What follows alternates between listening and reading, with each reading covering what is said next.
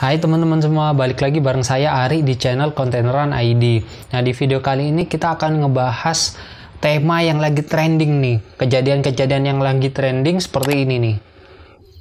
Nah, kejadian ini yang bikin ibu-ibu satu Indonesia marah, kesel, ngantri gara-gara orang ini nih, dan beberapa oknum lainnya.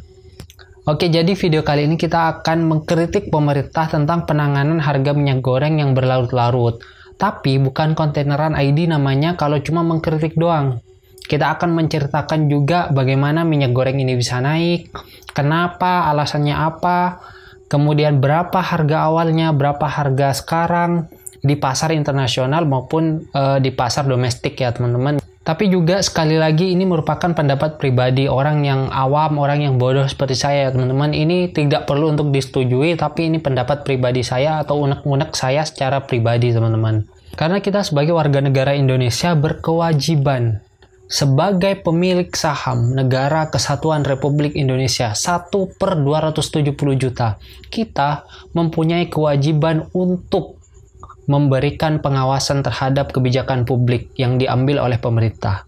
Jadi ini juga bentuk pengawasan saya pribadi terhadap kebijakan-kebijakan dari pemerintah sendiri. Tapi disclaimer dulu ya teman-teman, bagi yang tidak suka nonton video-video kritik atau gampang terpancing ya skip aja video ini ya, oke?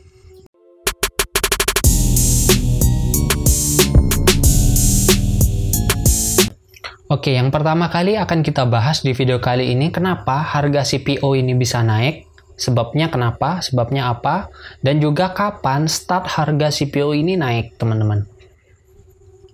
Nah, yang perlu teman-teman ketahui sebagai informasi awal di video kali ini, CPO atau crude palm oil memiliki HS code 151110, di mana penghasil terbesarnya hanya dua negara di dunia, yaitu Indonesia dan juga Malaysia. Nah, namun ada fakta menarik nih. Di Indonesia sendiri ternyata quote-unquote harganya dikontrol oleh Malaysia dan Singapura. Ini quote-unquote ya. Karena mungkin dugaan awalnya adalah investornya dari sana, kemudian pemiliknya dari sana, dan juga mungkin terafiliasi dengan suatu bisnis di negara Malaysia atau Singapura.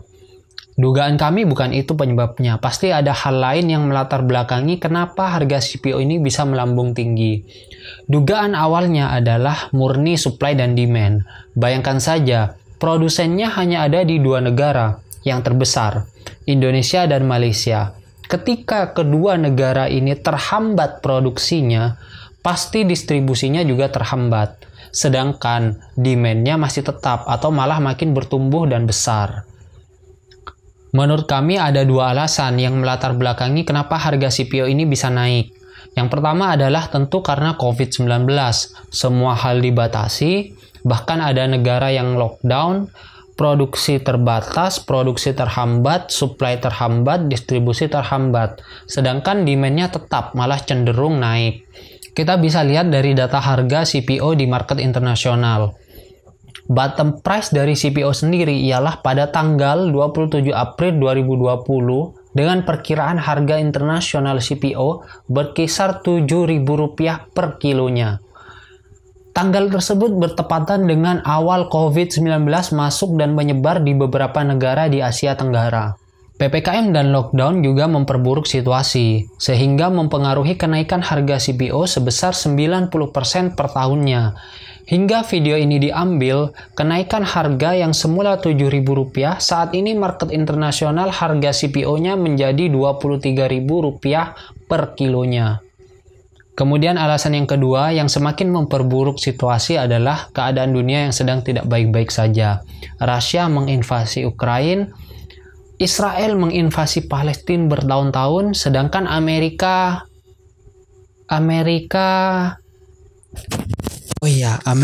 belum menginvasi negara lain, tapi mereka mengatasnamakan HAM untuk menyerang negara lain, atau paling tidak mengkambing hitamkan suatu negara atau pemimpin negara agar bisa menyerang negara tersebut.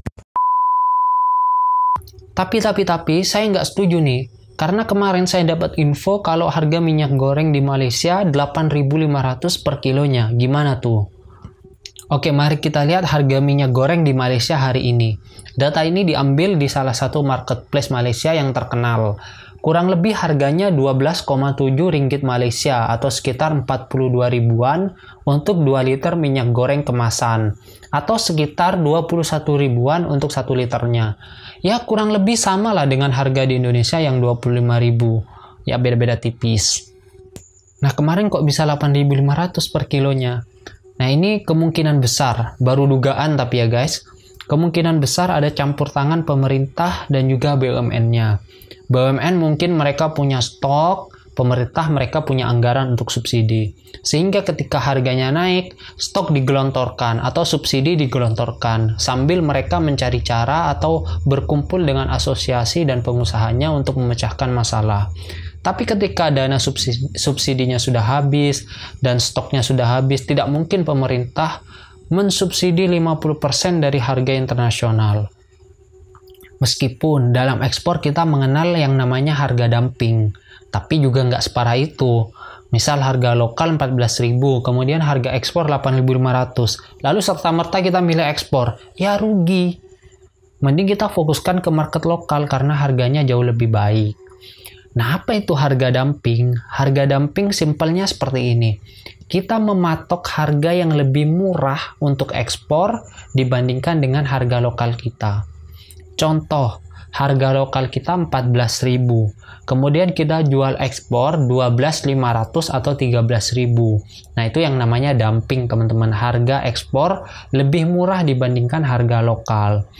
Nah, harga dumping ini dengan ketentuan-ketentuan tertentu ya, dengan kuantitas tertentu atau dengan kualitas tertentu.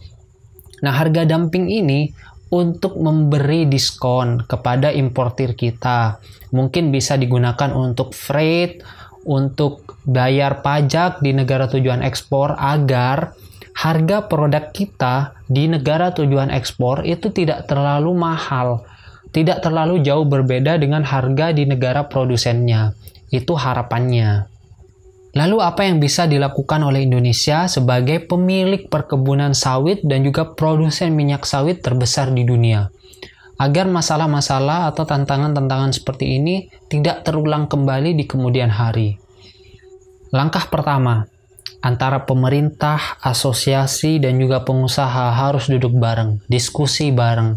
Apa yang bisa diperbaiki dari rantai distribusi ini? Apa yang bisa ditekan harganya? Gugah nasionalismenya. Negara memanggil para pengusaha sawit seluruh Indonesia. Undang, datengin kantornya satu-satu. Kemudian langkah kedua yang juga sudah diambil oleh pemerintah adalah menetapkan DMO dan juga DPO. Nah, apa itu DMO? DMO adalah Domestic Market Obligation. Simpelnya adalah jaminan alokasi produksi untuk pasar lokal. Nah, sedangkan untuk DPO adalah Domestic Price Obligation, adalah pengaturan untuk harga di pasar lokal. Nah, itu juga sudah diambil oleh pemerintah. Good. Langkah yang ketiga adalah mengubah status suatu produk.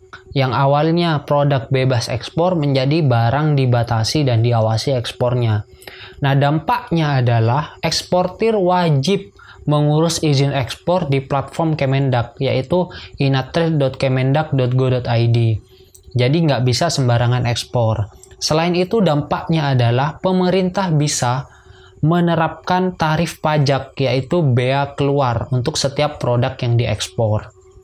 Kemudian langkah yang keempat, di mana sudah diumumkan beberapa jam yang lalu sebelum video ini diambil, yaitu pemerintah menetapkan mengubah status sebuah produk dari yang awalnya barang bebas ekspor atau dibatasi ekspornya menjadi barang yang dilarang ekspor atau ilegal ekspornya. Jadi nggak ada tawar-menawar lagi, produk ini ilegal untuk meninggalkan wilayah Negara Kesatuan Republik Indonesia. Mari kita simak pernyataan Presiden berikut ini. Assalamualaikum warahmatullahi wabarakatuh. Bapak, Ibu, dan saudara-saudara yang saya hormati. Hari ini saya telah memimpin rapat tentang pemenuhan kebutuhan pokok rakyat, utamanya yang berkaitan dengan ketersediaan minyak goreng di dalam negeri. Dalam rapat tersebut telah saya putuskan, pemerintah melarang ekspor bahan baku minyak goreng dan minyak goreng mulai Kamis 28 April 2022 sampai batas waktu yang akan ditentukan kemudian.